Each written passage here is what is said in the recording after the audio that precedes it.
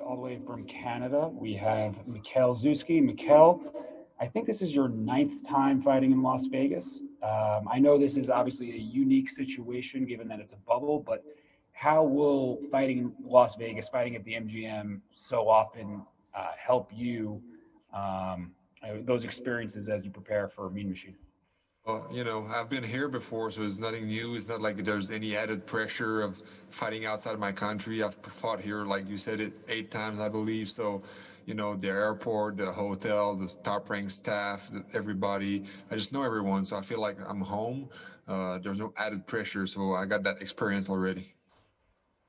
Thank you. And we will kick off the questions with Sean Zattel from FightHype. And Sean, before you go, just a reminder, either in the chat or the raise hand function on your Zoom to ask a question for Mikael. Sean, you can go ahead.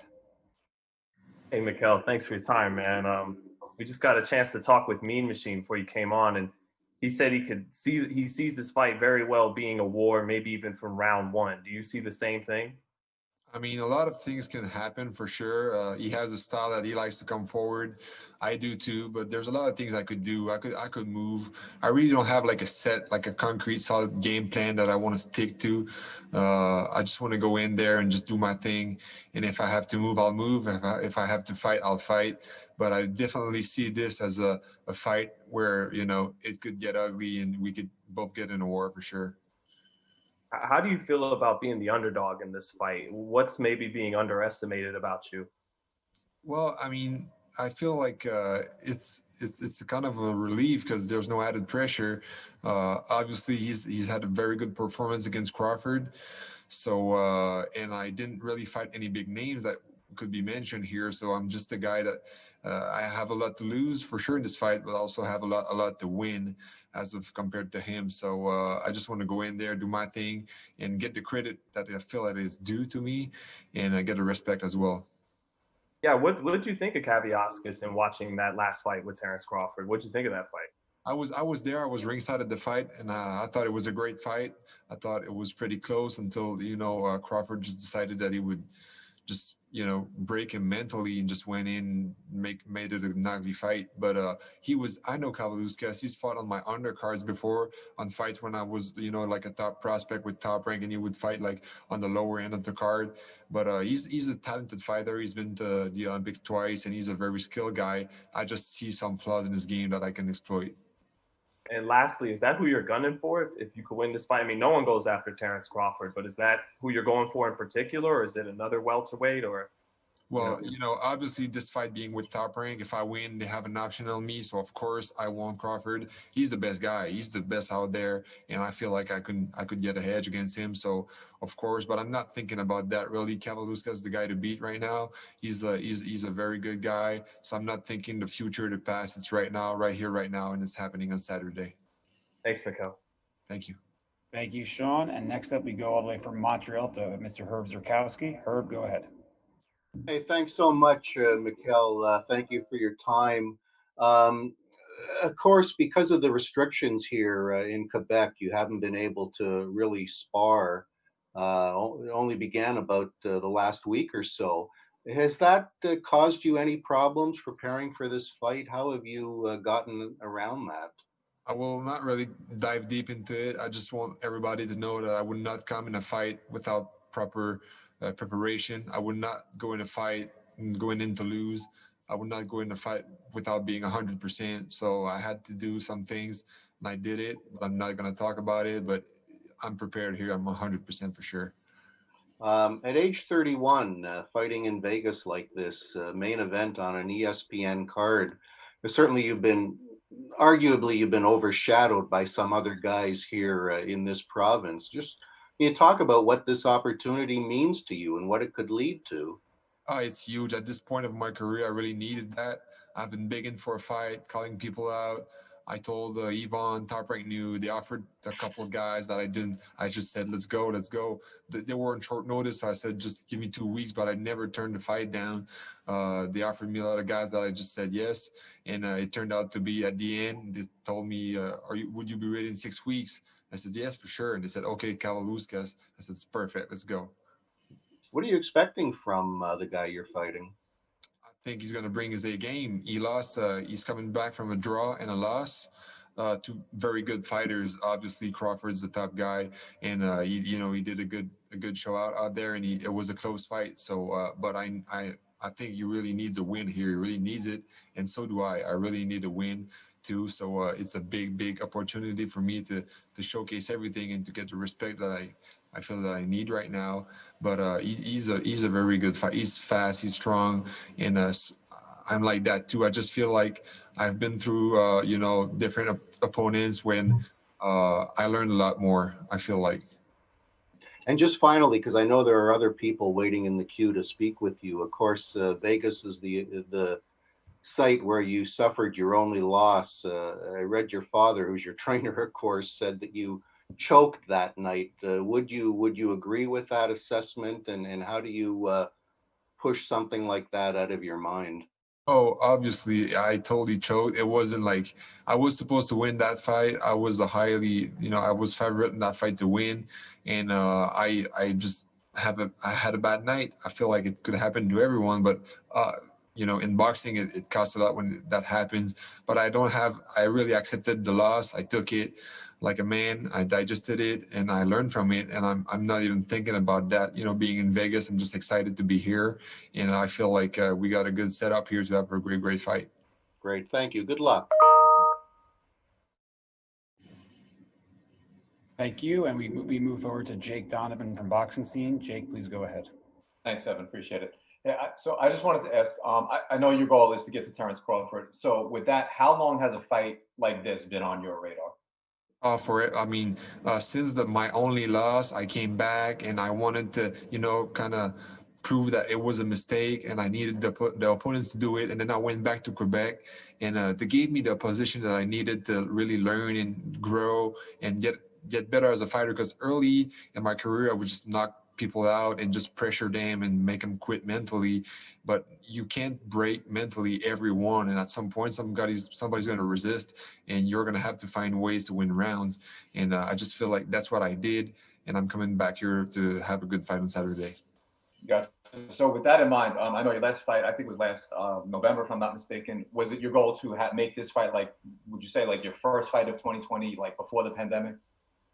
Yeah, I mean, I just wanted a title shot. I feel like I've been in, I'm a veteran. 15 hours. I didn't achieve much. I didn't get the fights that I needed to get, but I feel like I got that experience anyways. And I've been into hard fights, and I broke my hand in my last fight and had to go 7 rounds with a broken hand. And I learned so much about myself, about my technique, about my style.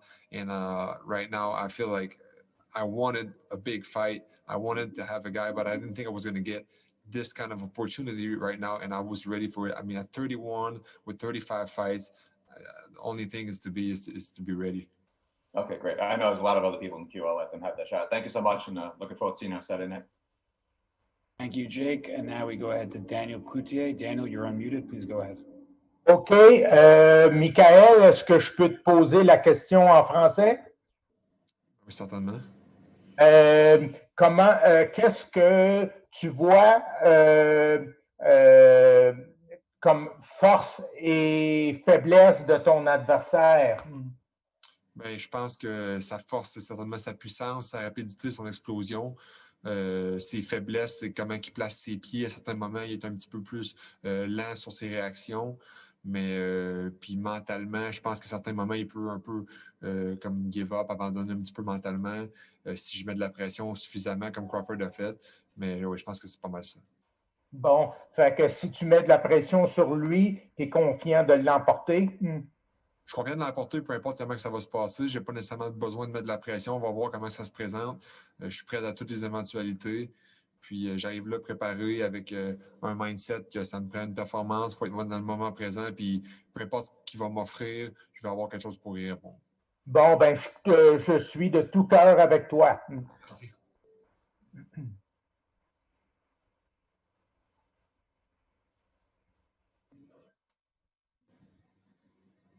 You want me to translate? Yeah, well, he was asking what are, the flaws and the pros and cons of Kavaliauskas, what he does good and what he doesn't. I feel like he's a very smart, he's a very fast and strong fighter. He's very explosive. I mean, when he punches, it sparks. On the other side, I feel like the way he places his foot, he's kind of slow. He likes to have his foot set up before he can punch. He doesn't like a guy that moves to the sides and back and forth. And I also feel like mentally, he kind of sometimes give up. I feel like in the Crawford fight, it was a physical loss, but more than anything, like a mental loss, because Crawford really broke him down mentally. I think that's probably the best performance of the year. So, Mikael, you are our fighter of the year for that translation performance right there. I think that's the best translation I've seen this side of Bernardo Osuna. So, heck of a job, Mikael, on that. Anybody else wants to ask a question? Please, again, use the unmute button or in the chat, and then we will have a couple more questions for Mikael before he goes.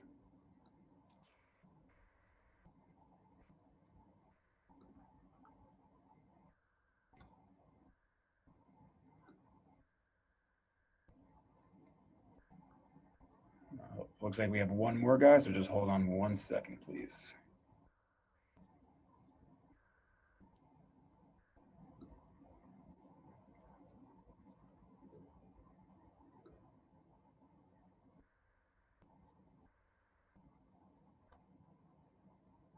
So, Mikael, while we wait for that one question to come in, you mentioned before about being the young prospect with Mean Machine on your undercards at some point.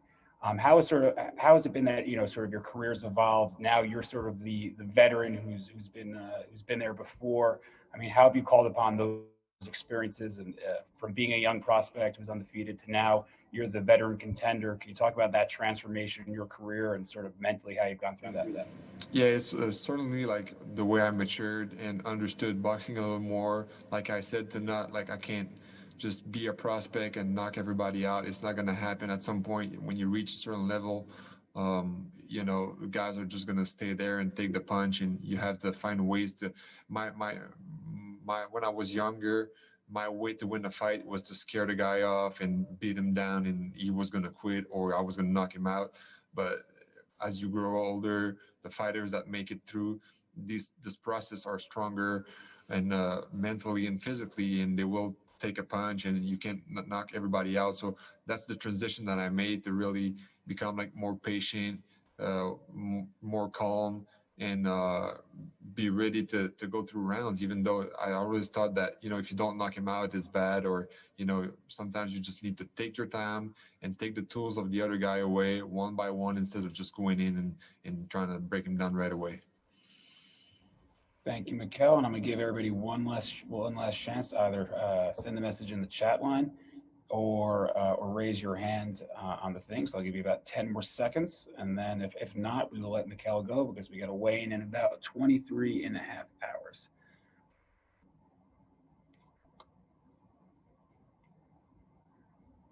Well, we got a bunch of people in the chat, but a bunch of shy people who don't want to ask any questions. But Mikael, again, thank you so much for joining us today.